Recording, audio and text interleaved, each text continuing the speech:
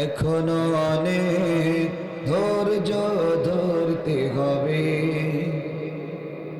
এখনো অনেক কষ্ট করতে হবে, এখনো অনেক ধৈর্য ধরতে হবে, এখনো অনেক কষ্ট করতে হবে। বিরাম বিরতিহীন অবিরত আসহাবে রাসূলের ত্যাগের মতো, বিরাম বিরতিহীন অবিরত আসহাবে রাসূলের ত্যাগের মতো জীবন ও সম্পদ সব দিয়ে আমরণ লড়তে হবে। এখনো অনেক ধৈর্য ধরতে হবে, এখনো অনেক কষ্ট করতে হবে। লা ইলাহা আউযু বিল্লাহি মিনাশ শাইতানির রাজীম। বিসমিল্লাহির রাহমানির রাহিম। ইন্নামাল মুমিনুনা আল্লাযীনা ইযা যুকিরাল্লাহু ওয়াজিলাত কুলুবুহুম وإذا تليت عليهم آياته زادتهم إيمانا وعلى ربهم يتوكلون.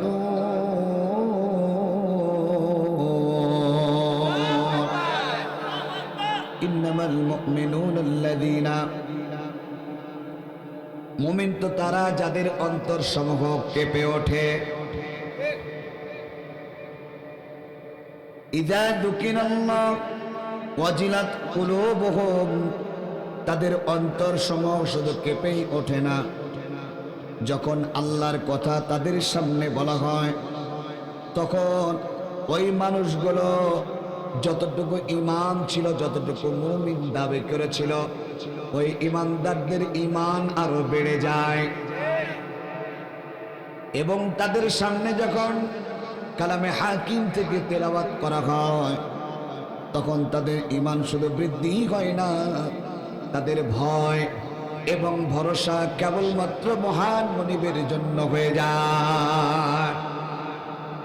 প্রশ্ন হলো একটা, ঈমানদার যারা আল্লাহকে ভয় এবং ভরসা করবে তারা। এখন আমরা কি ঈমানদার না বেঈমান? আওয়াজ নেই, ঝামেলা আছে ভিতরে। মুখে বলতেছে আমরা ঈমানদার, কাজের বেলায় অবস্থা খারাপ। ভাইরা আমার, একান্ত প্রিয় আপনজনেরা আমার, আপনি আমি যদি ঈমানদার পরিচয় দিতে না পারলাম তাহলে এই জীবনে আমরা বেঁচে থেকে কি লাভ? মনে রাখতে হবে, স্মরণে রাখতে হবে আল্লাহ তাআলা আমাদেরকে দুনিয়াতে কেন পাঠিয়েছিলেন, কি কারণে পাঠিয়েছিলেন, এটা ভুলে যাওয়া যাবে না। আমরা ঈমানদার। আল্লাহ তাআলা আমাদেরকে কোরআনের মাহফিলে নিয়ে এসেছে, মুসলমানের ঘরে জন্মগ্রহণ করেছে, এখানে শেষ করে হবে না। আল্লাহ তাআলার সিদ্ধান্ত আমাদের জানতে হবে, আমার আল্লাহ তাআলা আমাদেরকে পাঠিয়েছেন। মা খালাকাতুল জিন্না ওয়াল ইনসা ইল্লা লিয়াবুদুন।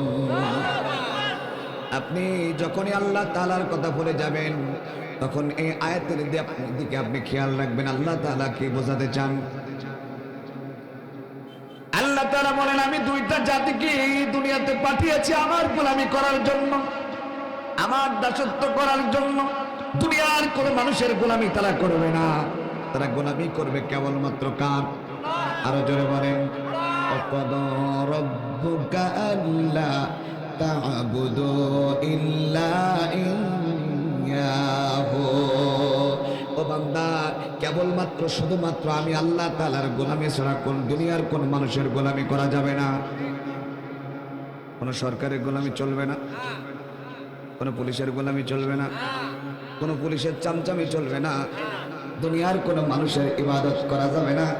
ইবাদত যদি করতে হয় কেবলমাত্র শুধুমাত্র মহান আল্লাহ তাআলার ইবাদত করা লাগবে। কেন? যদি আপনি প্রশ্ন করেন কেন, আল্লাহ তাআলা তার বান্দাদেরকে বোঝান, বান্দা আমি রব্বুল আলামিন তোমাকে শুধু সৃষ্টি করেছি। এই কথাটা তুমি শুনেছো, কেমন করে সৃষ্টি করলাম? তোমাকে সৃষ্টি করলাম আমার ইবাদতের জন্য, কিন্তু তোমাকে সৃষ্টি করার পিছনে আমি রব্বুল আলামিনের হাত কেমন তুমি দেখো। হাল আতা আলাল ইনসানি হিনুম মিনাদ দাহরি লাম ইয়াকুন শাইআম মাযকুরা। আল্লাহ তাআলা বলেন, মানুষের জীবনে কি এমন এক সময় এসেছিল না যখন তার উল্লেখযোগ্য বিষয়বস্তু হিসাবে পরিগণিত ছিল না? আল্লাহ তাআলা বলেন, তোমার নাম ছিল না, পরিচয় ছিল না, দুনিয়ার কেউ তোমাকে জানতো না, চিনতো না, তোমার পরিচয় সম্বন্ধে কি কারো অবগত ছিল না। আমি আল্লাহ তাআলা তোমার পরিচয় দিয়েছি, খলাকাল ইনসান, ও বান্দা তোমাকে সৃষ্টি করেছি আমি আল্লাহ। প্রধান বক্তা আসার পর বলবেন সুবহানাল্লাহ। কেমন বলেন সুবহানাল্লাহ? পাবলিক বড় মারাত্মক, হুজুর বলি দেবে তারপর বলবে। ভাইরা আমার, বাবাজিরা আমার, আল্লাহ তাআলা আমাদেরকে সৃষ্টি করলেন কত চমৎকার ভাবে। রব্বুল আলামিন বলেন, কত চমৎকার করে তোমাকে সৃষ্টি করেছে আমি। মায়ের পেটের ভিতরে আমি রব্বুল আলামিন এক ফোঁটা নাপাক পানি প্রবেশ করানোর মতো সিস্টেম করলাম। পিতার পৃষ্ঠদেশ থেকে মায়ের অভাব, মায়ের পেটের ভিতরে এক ফোঁটা নির্গত ভাবে নাপাক পানি আমি রব্বুল আলামিন প্রবেশ করালাম। এক ফোঁটা নাপাক পানিকে রক্ত বানালাম, রক্তকে গোশত বানালাম, কচি কচি হাত একটা বডি স্ট্রাকচার তৈরি করলাম। ফাকাসাউনাল ইযামা লাহমা, গোশত দিয়ে, রড দিয়ে, চামড়া দিয়ে, ছাউনি দিয়ে মায়ের পেটের ভিতরে একটা জীবিত মায়ের পেটের ভিতরে আর একটা সন্তানকে আমি রব্বুল আলামিন গড়া শুরু করলাম। আল্লাহ তাআলা বলেন, মায়ের পেটের ভিতরে একটা নাপাক পানি থেকে, এক ফোঁটা নাপাক পানি থেকে আমি রব্বুল আলামিন একটা বডি তৈরি করলাম, সুন্দর একটা মানুষ তৈরি করলাম। মুখমণ্ডল থেকে শুরু করে মাথাটুকু আল্লাহ রব্বুল আলামিন নিজ কুদরতি হাতে বানাই, গোটা দেহটা বানাই ফেরেশতারা। আমার আল্লাহ তাআলা বলেন, বান্দা তোমার কত সুন্দর চেহারা দিলাম, তোমার মতো সুন্দর, তোমার মতো মানুষ, এত সুন্দর মানুষ পৃথিবীতে তোমার মতো মানুষ আর কোথাও পাবে না। আছে সবার নাক আছে, মুখ আছে, একই রকম, কিন্তু কারোর সাথে কারোর মিল নেই। আল্লাহ তাআলা বলেন, ইন্না খালাকনাল ইনসানা মিন নুতফাতিন আমশাজুন নাবতালিহি ফাজআলনাহু সামিআন বাসীরা। একটু জিকির করে লা ইলাহা। আমার আল্লাহ তাআলা বলেন, মায়ের পেটের ভিতরে আমি রব্বুল আলামিন সুন্দর করে তোমার বডিটা তৈরি করলাম, মাথা থেকে শুরু করে পা পর্যন্ত আমার যেরকম পছন্দ সেরকম বানালাম। এরপরে রুহ দিলাম, রুহ দেওয়ার পর তোমার হার্ট ফিরে আসলো। রুহ কি জানি, কি জিনিস জানি আমরা? রুহটা কি? অনেকে বলে জান, অনেকে বলে প্রাণ। না ভাই না, রুহটা অন্য কিছু নয়, রুহটা হলো আল্লাহর হুকুম। যতক্ষণ পর্যন্ত আপনার ভিতরে আমার ভিতরে রুহ থাকবে ততক্ষণ পর্যন্ত আমরা বেঁচে থাকবো। আল্লাহর হুকুম থাকবে, যতক্ষণ বেঁচে থাকবো ততক্ষণ আল্লাহর হুকুম নাই, দুনিয়া থেকে বিদায়। এই রুহ নিয়ে কত মানুষ কত কিছু বলে, রুহুর নাকি ওজন আছে, রুহুকে দেখা যায়। অনেকে অনেক কথা বলে, আমি সেদিকে যাব না। রুহুটা অন্য কিছু নয়, রুহু কার হুকুম? আরো জোরে বলেন, কার হুকুম? আল্লাহর হুকুম আছে বলে আপনি বেঁচে আছেন। আল্লাহর হুকুম না থাকলে দুনিয়ার কেউ আপনাকে দাম দেবে না। সেই আল্লাহর হুকুম পাওয়ার সাথে সাথে মায়ের পেটের ভিতরে আল্লাহ রাব্বুল আলামিন আমাদেরকে আস্তে আস্তে বড় করলেন। একটা জীবিত মায়ের পেটের ভিতরে আর একটা জীবিত সন্তানকে আমার আল্লাহ তাআলা বানালেন। মায়ের পেটের ভিতরে আল্লাহ তাআলা খাবারের ব্যবস্থা করে দিলেন। দুনিয়াতে আসার পরেও খাবারের ব্যবস্থা করে দিলেন আমাদের আল্লাহ। মায়ের পেটের ভিতরে কি খাবে কেউ ব্যবস্থা করে নাই। আজকে যারা মানুষের জন্য রাজনীতি করেন, মানুষের পিছনে চলেন, সেই মানুষ ছাড়া, ওই নেতা ছাড়া আপনার দিন চলে না। যেই নেতার আইন মানার কারণে আপনি আল্লাহর আইন ভুলে গেলেন, ওই নেতা কিন্তু মায়ের পেটের ভিতরে খাবারের ব্যবস্থা করে নাই। মায়ের পেটের ভিতরে কে খাবে কেউ ব্যবস্থা করে নাই। সৃষ্টি করছেন যিনি, খাওয়াবেন তিনি। আল্লাহ তুমি দয়ার সাগর, রহমান রহিম, তোমার দয়াই পূর্ণ আমার সারা নিশিদিন, তোমার দয়াই পূর্ণ আমার। আপনাদের খুব বেশি কষ্ট দিয়ে ফেলছি মনে হয়। মাঝে মাঝে যদি আমাদের সাথে দুই এক কলি গান গান, আপনারা তো গান গান এটা আমি জানি, যদি গান তো আল্লাহর জন্য একটু দুই এক কলি যদি গান গাওয়া যায় কোনো সমস্যা হবে? তোমার দয়াই পূর্ণ আমার সারা নিশিদিন, তুমি মিটাও সকল চাওয়া দুদিন আগে পরে, তোমার কাছে সকল পাওয়া সবই তোমার তরে, তোমার পথে চললে সবাই আসবে যে সুদিন, তোমার দয়াই পূর্ণ আমার সারা নিশিদিন। নারায়ে তাকবীর। ভাইরা আমার, বাবাজিরা আমার, আল্লাহ তাআলা তার বান্দাকে বানালেন, কত চমৎকার করে বানালেন। আমার আল্লাহ তাআলা বলে মায়ের পেটের ভিতরে খাবারের ব্যবস্থা করলাম আমি আল্লাহ। কেন আমার গোলামি করবে না? কেন আমার দাসত্ব করবে না বান্দা? আজকে কোন মানুষের তৈরি করা আইনের পিছনে করো, ওই মানুষ তো তোমাকে পথ দেখায়নি, সৃষ্টি করেনি। আমি আল্লাহ তাআলা তোমাকে বানালাম। ইন্নাল্লাহ ফালিকুল হাব্বি ওয়ান নাওয়া, ইখরিজুল হাইয়্যা মিনাল মাইয়িতি ওয়া ইখরিজুল মাইয়িতা মিনাল হাইয়্যি, যালিকুমুল্লাহু ফাআন্না তুফাকুন। তোমাকে আমি বানালাম আটি থেকে গাছ বের করার মতো, ঠিক না? আমি রব্বুল আলামিন তোমাকে সৃষ্টি করলাম। আমি আল্লাহ ইচ্ছা করলে জীবিতকে মৃত করতে পারি, মৃতকে জীবিত করতে পারি। কে পারেন এগুলো?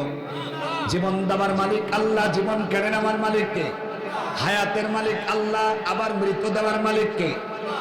আবার আল্লাহ তাআলা বলেন, এত কিছু জানার পরেও, এত কিছু বোঝার পরেও কেন মানুষের তৈরি করা আইন মানো? আমার আইন কেন তোমার ভালো লাগে না? তুমি মানুষ হয়ে কেমন করে আমার বিরুদ্ধাচরণ করতে পারো? এই দুনিয়া থেকে বিদায় হবার পর ওই মায়ের পেটের ভিতরে আমি রব্বুল আলামিন তোমাকে যেমন সাপোর্ট করেছিলাম, কবরে যদি আমার সাপোর্ট না থাকে বাঁচতে পারবা না। ক্ষমতার দাপট দেখি এই দুনিয়াতে চলতে পারবা, কিন্তু কবরের ভিতরে ক্ষমতার দাপট দেখি কখনো সাপোর্ট আদায় করা যাবে না। আপনারা কথা বলতেছেন না ভাই? এই দুনিয়াতে আপনার পাওয়ার যতই থাক, আপনি যে দল করেন না কেন, ওই দল কিন্তু আপনার ওই কবরের ভিতরে বাঁচাতে পারবে না। কবরের ভিতরে বাঁচাতে পারে একজন, তিনি কে? আরো জোরে বলেন, তিনি কে? সারা জীবন এক দল করলেন, অপর দল আপনাকে দেখতে পারে না এই দুনিয়ার ব্যাপারে। অথচ আপনি দুনিয়া থেকে বিদায় হবার পর জীবনেও এই দুনিয়াতে আল্লাহর গোলামি করেননি। কবরের ভিতরে আল্লাহ রসুলকে আপনার সামনে নিয়ে আসা হবে, আর আপনি বলে দেবেন এটা আমাদের নবী। এটা কখনোই সম্ভব নয়। এই দুনিয়াতে সাধনা করতে হবে, আল্লাহ নবীর আদর্শ গ্রহণ করতে হবে, নবীর নেতৃত্ব মেনে নিতে হবে। নবীর আদর্শ যারা গ্রহণ করে তাদের পিছনে পিছনে থাকতে হবে। যারা টুপি দাঁড়িয়ে দেখতে পারে না, আলেমদেরকে সহ্য করতে পারে না, এই মানুষগুলোর পিছনে ঘুরলে ওদের মতোই অবস্থা হবে। ঠিক কিনা করে বলে?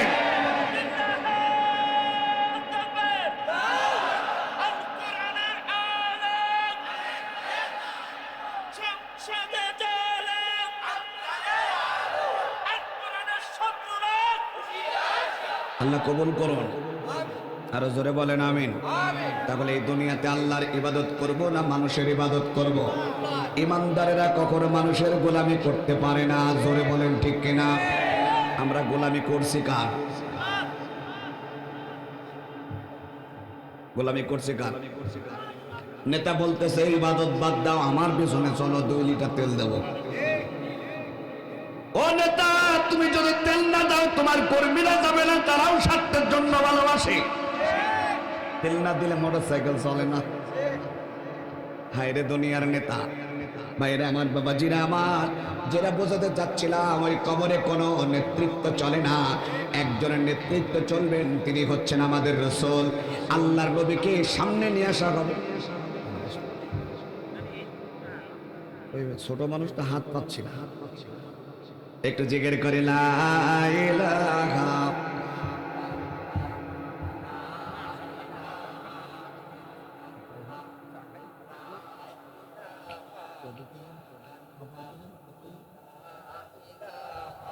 ইল্লাল্লাহ। জোরে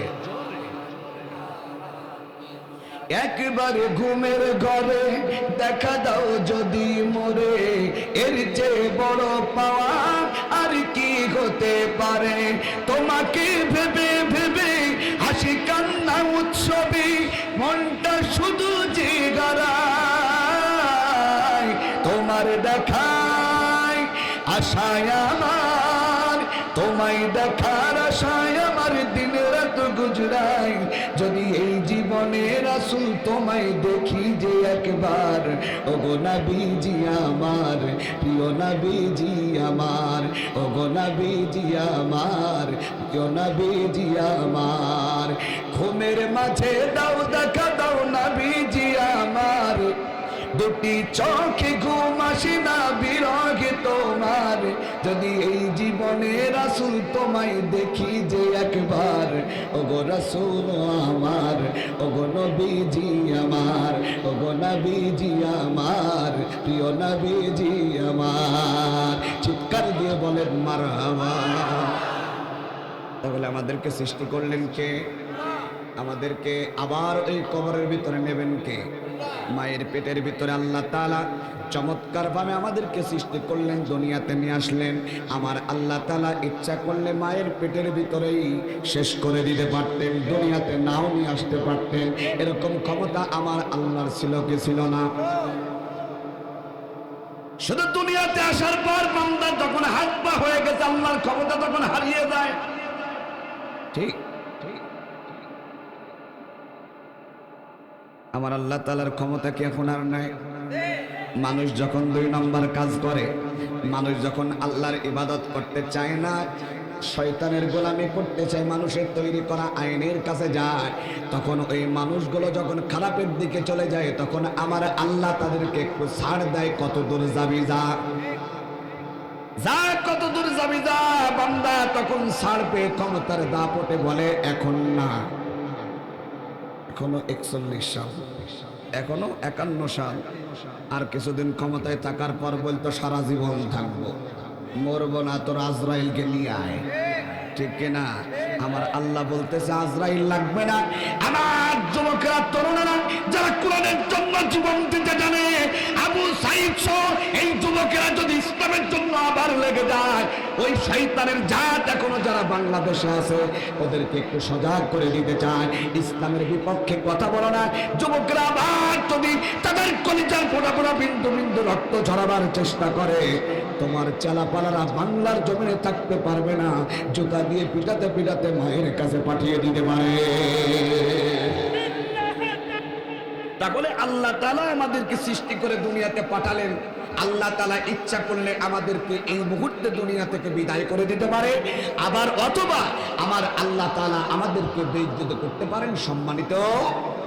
আতুইজ্জু মান তাশা আতুযিল্লু মান তাশাউ বিয়াদিকাল খায়র ইন্নাকা আলা কুল্লি শাইইন কাদির।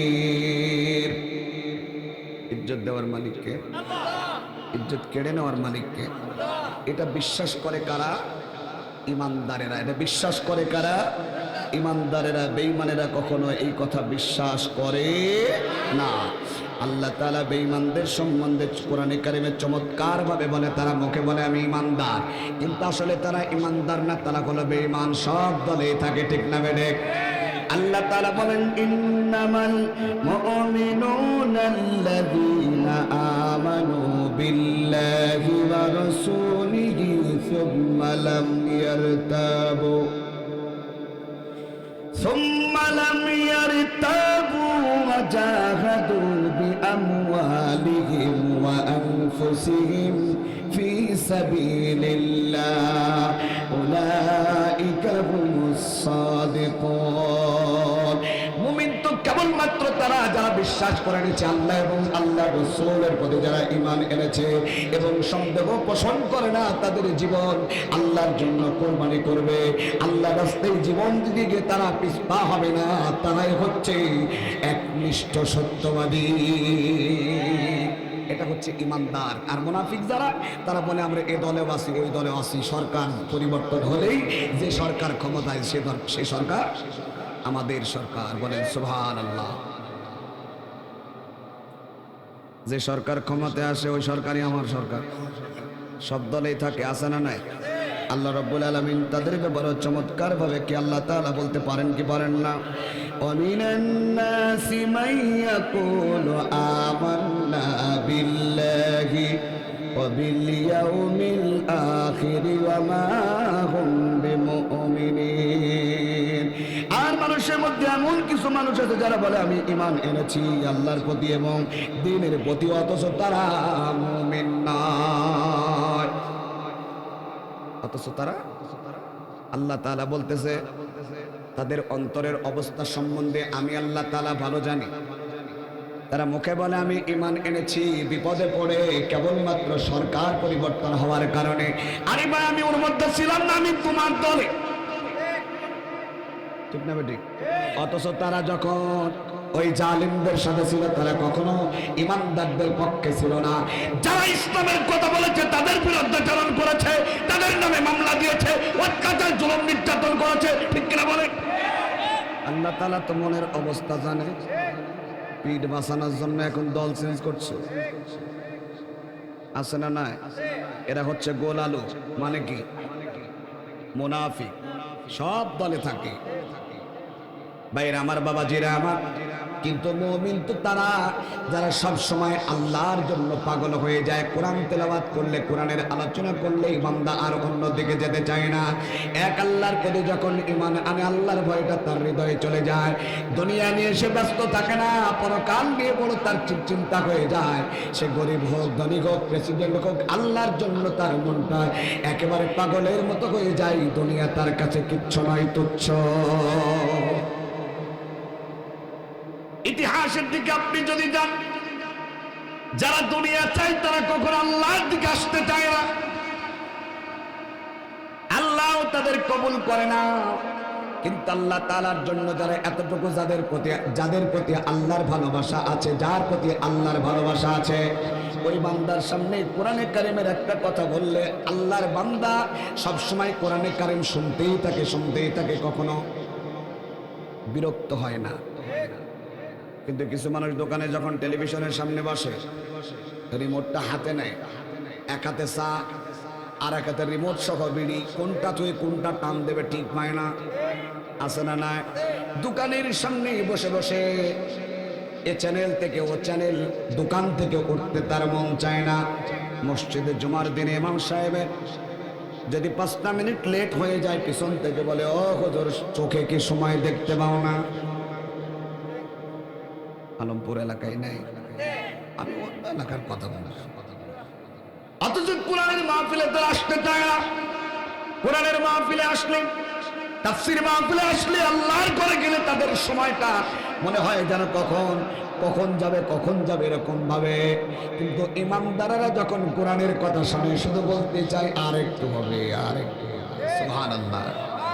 ভাইরা আমার, বাবাজিরা আমার, আল্লাহর জন্য একটু পাগল হয়, আল্লাহর জন্য জীবনটা আল্লাহর পথে দিই। আল্লাহর জন্য যদি দেওয়া যায়, আল্লাহর সাথে সাক্ষাৎ হবে। আল্লাহ আল্লাহ তাআলা বলেন আমি সাক্ষাৎ করব আমার বান্দাদের সাথে জান্নাতের ভিতরে, বলেন সুবহানাল্লাহ। সেই দিনটার আশাই কিন্তু আমরা বুক পেতে আছি। আল্লাহ সেই দিনটা যেন আমরা সবাই একসাথে পাই, বলেন আমিন। সে পথে যারা জীবন দিয়েছিল তাদের ইতিহাস শোনেন। দুনিয়াতে যত বড় প্রেসিডেন্ট হোক না কেন, দুনিয়া নিয়ে তারা ব্যস্ত ছিল না। ভাইরা আমার, আল্লাহর নবী একান্ত প্রিয় খলিফা হযরত ওমর রাদিয়াল্লাহু তাআলা আনহু, তিনি ছিলেন বড় ধরনের একজন সন্ত্রাস। আল্লাহর পথে যখন ছিল না, এমন কোন খারাপ কাজ নাই হযরতে ওমরের দ্বারা করায়নি, ওমর করেনি এমন কোন খারাপ কাজ নাই। সবচাইতে বড় খারাপ আল্লাহর নবীজির মাথা কেটে নিয়ে আসার মতো দুঃসাহস করা। একটা মানুষ কতটা খারাপ হলে বলে পড়ে আল্লাহর নবীজির মতো মানুষের মাথা নিয়ে আসতে চায়, কতটা নবী বলে পড়ে।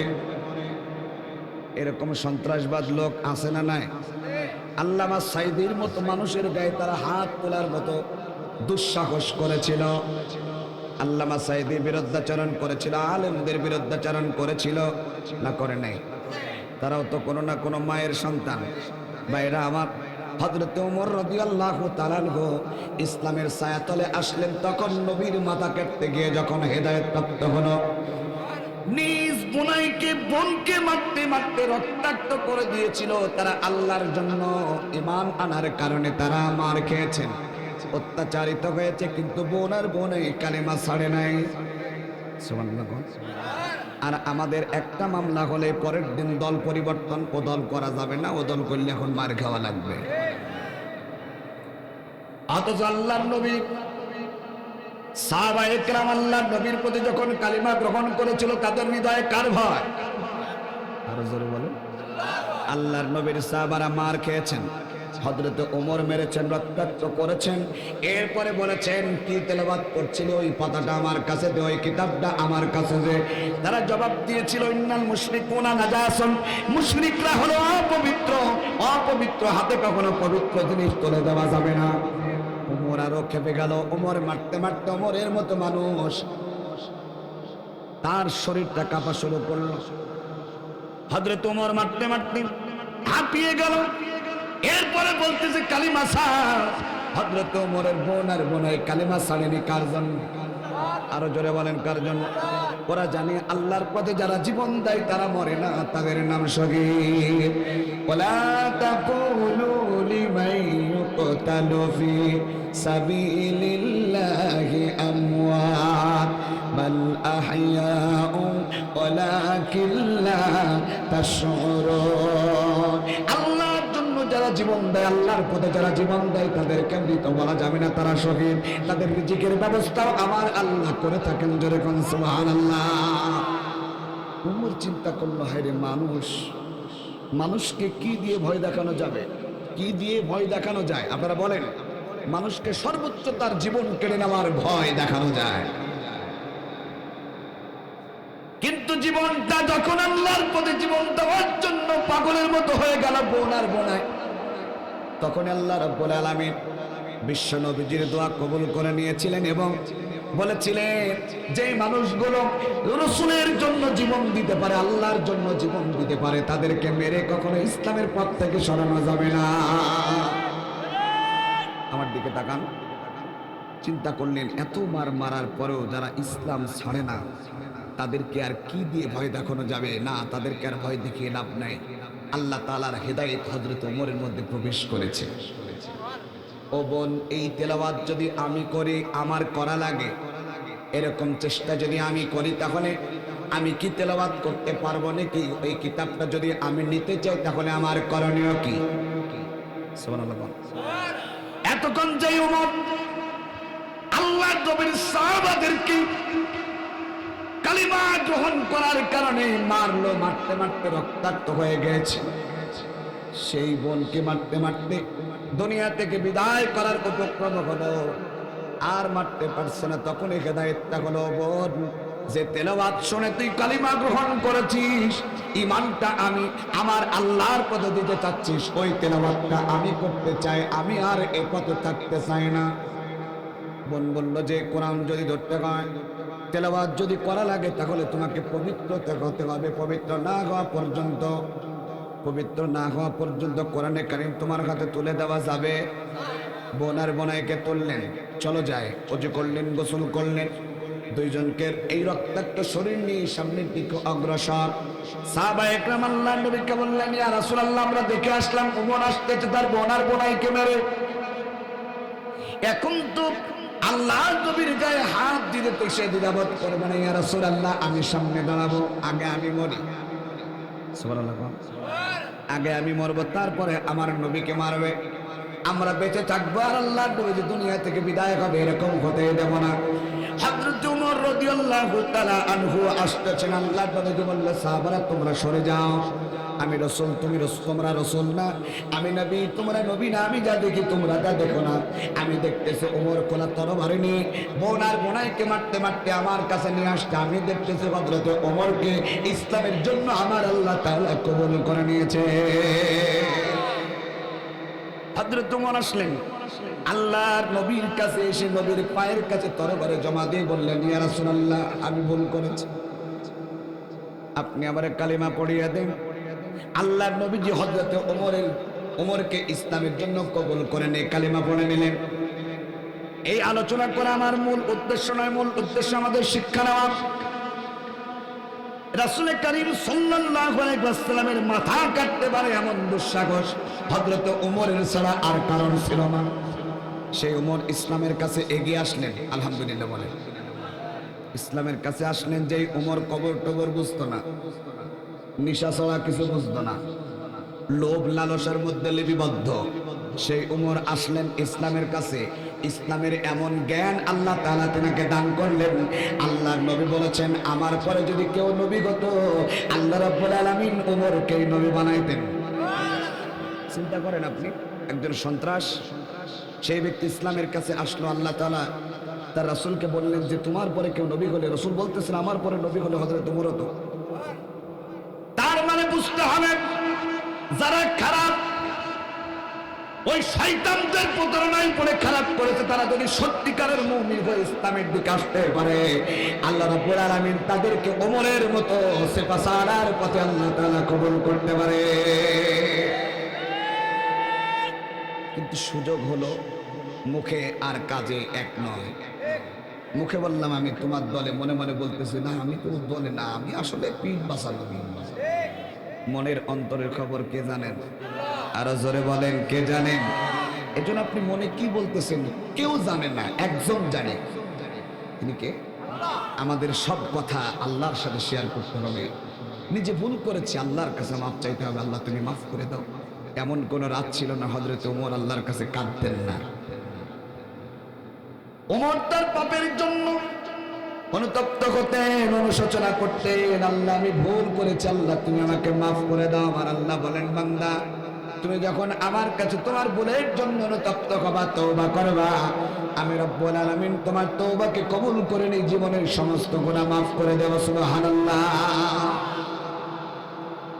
ভাইরা আমার, রাসূল করিম সাল্লাল্লাহু আলাইহি ওয়াসাল্লামের কালিমা গ্রহণ করার কারণে হযরত ওমরকে দুনিয়ায় থাকতে জান্নাতের টিকিট দান করেছিলেন। আপনারা আমার আলোচনায় কষ্ট পাচ্ছেন? প্রধান বক্তা কিছুক্ষণের মধ্যে চলে আসবে ইনশাআল্লাহ, সর্বোচ্চ 10 মিনিট। আজকে সুযোগ পেয়েছি তাড়াতাড়ি বাড়ি যাওয়ার। বলেন সুবহানাল্লাহ। আপনারা আমাকে ভালোবাসেন না, এই জন্য সুবহানাল্লাহ বলছেন না। এখন যত আগে মনে করতাম যত ওয়াজ করতে সময় বেশি দেবে তত ভালো, আর এখন মনে হয় যত কম দেবে তত ভালো, কণ্ঠটা রেস্ট পাবে। ভাইরা আমার, রাসূল করিম সাল্লাল্লাহু আলাইহি ওয়াসাল্লামের সাহাবা হযরত ওমর দুনিয়ায় থাকতে জান্নাতের টিকিট পেলেন। সুবহানাল্লাহ। আমরা তো সারা জীবন ওয়াজ করব, সারা জীবন বেঁচে থাকবো, ইমানের পথ বেছে নেব, জান্নাতের টিকিট পাবো? জোরে বলেন, পাবো? জান্নাতের টিকিট পাবো না, কিন্তু যারা জান্নাতের টিকিট পেয়েছে তাদের পথ অবলম্বন করলে তাদের সাথে জান্নাতে যাওয়ার সুযোগ পেলেও পেতে পারি। আকাঙ্ক্ষা থাকতে হবে যে আল্লাহ তুমি আমাকে মাফ করে দাও। একটা বান্দা আল্লাহর কাছে মাফ চাওয়া এর চাইতে বড় সফলতা আর কিচ্ছু নাই। তারা বড় বড় প্রেসিডেন্ট হয়েছে, জান্নাতের টিকিট পেয়েছেন, দুনিয়াতে প্রেসিডেন্ট হয়েছেন। অর্ধ পৃথিবীর প্রেসিডেন্ট হয়েছিল হযরত ওমর রাদিয়াল্লাহু তাআলা আনহু, যিনার অন্তরটা আল্লাহর জন্য পাগল ছিল। আর আমরা দুনিয়াতে পাওয়ার পরে মানুষকে আর মানুষই মনে করি না। থাকে পাঁচতলায়, নিচতলার কথা মনে থাকে না, কিন্তু নিচতলা যদি ধসে যায় পাঁচতলার খবর থাকবে না। ভাইরা আমার, বাবাজি আমার, হযরত ওমর রাদিয়াল্লাহু তাআলা আনহু প্রেসিডেন্ট হয়ে গেল। এমন প্রেসিডেন্ট হলো হযরত ওমর, ভাই উপরে আসেন, না না না আমার ওয়াজ হবে না, আসেন আসেন ভাই একটু উপরে আসেন। হযরত ওমর, আমার দিকে তাকান, আমার দিকে তাকান। হযরত ওমর রাদিয়াল্লাহু তাআলা আনহু প্রেসিডেন্ট হলেন। সুবহানাল্লাহ। এই বাংলাদেশের মতো ছোট্ট একটা দেশের প্রেসিডেন্ট, আমার দিকে তাকান। আহা, হযরত ওমর রাদিয়াল্লাহু তাআলা আনহু অর্ধেক পৃথিবীর প্রেসিডেন্ট ছিলেন। হঠাৎ একদিন তার নিজের ছেলে দোষ করেছে, মারতে মারতে দুনিয়া থেকে বিদায় করে দিয়েছে। আর আমাদের দেশে দোষ করলে নিজের দলের লোক হলে কি হয় না, ধরা পড়েছে অস্ত্র সহ, নিয়ে গেছে ওসি সাহেব থানায়। এমপি ফোন দিয়েছে, ওসি সাহেব কারে ধরছো? ওই অস্ত্র সহ আসামি ধরছে। ওই অস্ত্র সহই ছেড়ে দাও, ওটা আমার লোক। পাওয়ার পাওয়ার, ঠিক বললাম না ভুল বললাম? অস্ত্র সহ ছেড়ে দাও। কিন্তু হযরত ওমর রাদিয়াল্লাহু তাআলা আনহুর ছেলেকে দুনিয়া থেকে বিদায় করে দিলেন। এই হলো হযরত ওমরের ইতিহাস। আজকে যদি ওমরের মতো একজন সরকার বাংলার জমিনে নাযিল হতো, লক্ষ লক্ষ কোটি কোটি টাকা বাংলাদেশ থেকে তারা বের করে নিয়ে যেতে পারত না। আল্লাহর কাছে দোয়া করেন আল্লাহ তাআলা যেন হযরত ওমরের মতো একজন খলিফা, ওমরের মতো একজন প্রেসিডেন্ট আল্লাহ তাআলা বাংলাদেশে নাজিল করেন। জোরে বলেন আমিন। আপনারা চান না? তা চাইলে গরিবদের বেশি উপকার হবে, ধনীদের উপকার হবে, তবে গরিবদের উপকারটা বেশি হবে। সুবহানাল্লাহ। কারণ ধনীদের কাছ থেকে যাকাত নেবে, গরিবদেরকে দেবে। জোরে বলেন ঠিক না বেটি? গরিবেরা চায় ইসলাম আসুন, বড় লোকরা সহজে যেতে চায় না। তবে আলহামদুলিল্লাহ অনেকে আসে, আসতে বাধ্য, না আসলে তো তার বাধ্যতামূলক তাকে যাকাত দিতেই হবে। ভাইরা আমার, বাবাজিরা আমার, হযরত ওমর রাদিয়াল্লাহু তাআলা আনহু ইসলামের ছায়াতলে আসলেন। এভাবে তিনি যখন ন্যায় বিচারক, সৎ শাসক হিসাবে উপাধি পেলেন। হযরত ওমরের আর একটা ছেলে বেঁচে আছে, নাম হলো তার আব্দুল্লাহ। কি নাম? আব্দুল্লাহ। আর হযরতে হুসাইন রাদিয়াল্লাহু তাআলা আনহু এক বয়সের, একই ক্লাসে মক্তবে পড়াশোনা করে। প্রেসিডেন্ট হলেই যে আল্লাহকে ভুলে যাবে বিষয়টা এরকম নয়। এরকম আদর্শ কখনো রাসূলের আদর্শ থেকে নাই। লক্ষ্য করেন, রাসূল করিম সাল্লাল্লাহু আলাইহি ওয়াসাল্লামের সাহাবা হযরতে ওমর রাদিয়াল্লাহু তাআলা আনহু সৎ শাসক, ন্যায় বিচারক উপাধি পেলেন। সেই মুহূর্তে তিনার ছেলে আব্দুল্লাহ একদিন মক্তবে পড়াশোনা করতে গিয়ে বন্ধুদের সাথে কথোপকথন করতে করতে তর্ক লেগে গেল। উমরের ছেলে, প্রেসিডেন্টের ছেলে, তার হাবভাব একটু বেশি হবে নাকি বলেন? চেয়ারম্যানের ছেলেদের পাশেই ভিড়া যায় না, এ তো প্রেসিডেন্টের ছেলে। সবাই প্রেসিডেন্টের ছেলের কথা শোনে, কিন্তু ইমাম হুসাইন আল্লাহর নবীজির নাতি, উমরের কথা মতো চলে না, সে তার নিজ ইচ্ছা মতো চলে। কোরআনের পথে যারা চলে তারা প্রেসিডেন্টের দিকে তাকায় না। মানুষ সম্মানী, যতটুকু সম্মান দেওয়ার ততটুকুই দেয়। তার গোলামি করতে হবে বিষয়টা এরকম নয়। হযরত ওমর রাদিয়াল্লাহু তাআলা আনহু তার সন্তানকে প্রতিনিয়ত ওই মাদ্রাসায় দিয়ে আসেন। হযরত ওমরের ছেলে আব্দুল্লাহ বন্ধুদের সাথে তর্ক বিতর্কে জড়িয়ে পড়লেন। বন্ধুরা বলতেছে তোমার কথা সবাই শোনে, কিন্তু হুসাইন শোনে না। তুমি কেমন প্রেসিডেন্টের ছেলে, তোমার কোনো দাম নাই। প্রেসিডেন্টের ছেলে, তার প্রেসিডেন্ট হ্যাম্পার হলো। আরে আমি বললাম প্রেসিডেন্টের ছেলে না, কি বলেন? মানুষ তো। বন্ধুদের কথায় তার খুব খারাপ লাগলো। সে চিন্তা করলো আমি আজকে হুসাইনকে কথা শুনিয়েই ছাড়ব। দেখি সে কত বড় কি হয়েছে। হুসাইনের পাশে গিয়ে বসলেন। বন্ধু, তুমি আমার বন্ধু, আমিও তোমার বন্ধু, সবাই আমার কথা শুনে, তুমি আমার কথা শুনবে না? অবশ্যই শুনবো। তুমি আমার বন্ধু, শুনবো না কেন? হাত থেকে কলম ফেলে দিয়ে বলতেছে, তাহলে আমার কলমটা তুলে দাও। বন্ধু, এটা কোনো কথা হলো? কোনো কাজ নাই, কিছু নেই, তুমি কলম ফেলে দিচ্ছ, আর আমি পড়াশোনা করছি এখানে, তুমি আমাকে ডিস্টার্ব করো না। আচ্ছা ঠিক আছে, নাও, কলম তুলে দিলাম, যাও। বন্ধু তো তাকিয়ে বলতেছে, দেখো আমার কথা শুনলো কিন্তু। আপনারা খুব নীরবতা পালন করছেন মনে হয়, নীরবতার সাথে কোরআনের কথা শুনছেন, তাই তো? বাস্তবতার সাথে বোঝার চেষ্টা করেন। ইমাম হুসাইন রাদিয়াল্লাহু তাআলা আনহুর সামনে আস্তে করে আবার কলমটা ফেলে দিয়ে বলতেছে, আর একবার তোলো। বন্ধু তো দেখাচ্ছি তো, ওরা দেখুক আর বুঝুক যে প্রেসিডেন্টের ছেলে ভাব আছে। ওমর রাদিয়াল্লাহু তাআলা আনহুর ছেলের কলমটা দ্বিতীয়বারের মতো হুসাইন তুলে দিলেন ঠিকই, জবাব দিয়ে বললেন, বন্ধু আর ফেলো না, আর কি বারবার ভালো লাগে না। তৃতীয়বার কলমটা ফেলে দিয়ে বলছে, আবার তোলো। ওই জীবনেও তুলব না, আমি কি তোর বাপের চাকর? মারহাবা গন। ইমাম হুসাইন রাদিয়াল্লাহু তাআলা আনহু ছিলেন আল্লাহর নবীজির একান্ত প্রিয় নাতি। সুবহানাল্লাহ। আল্লাহর নবী যখন বাড়িতে থাকতেন, নানা নাতি যখন এক জায়গায় থাকতেন, তখন আল্লাহর নবী ঘোড়া হতেন, ইমাম হাসান হুসাইন পিঠে চড়ে আল্লাহর নবীকে ইয়ারকির ছলে বলতেন, ঘোড়া যাও, সামনে যাও। আমার নবীজি কিচ্ছু বলতেন না, আনন্দ পেতেন। নানা নাতির সম্পর্কটা অনেকটা আনন্দের। এটা আমাদের বাচ্চা থেকে আমরা এখন দেখতেছি। ভাইরা আমার, ইমাম হুসাইন বলল, আমি তোমার বাবার চাকর না, আমি কলম তুলে দেব। কখনোই সম্ভব নয়, আমি কলম তুলব না। মারহাবা কোন জোরে। প্রেসিডেন্টের ছেলে সে চিন্তা করলো, এতক্ষণ তো ভালো হয়েছিল, এখন আর কথা শোনে না। আরে কি অবস্থা, তুই আমার বাবার চাকর না, মানে আমার বাবা হলো অর্ধেক পৃথিবীর প্রেসিডেন্ট, আমার বাবা যা বলে দুনিয়ার মানুষ শুনে, আর তুই আমার বাবার কথা মতো আমার কথার উপরে তুই আমার কথা বলিস, এসব কথা তোর মানা যাবে না। তাড়াতাড়ি কলম তোল, না হলে বাপের কাছে গেলাম।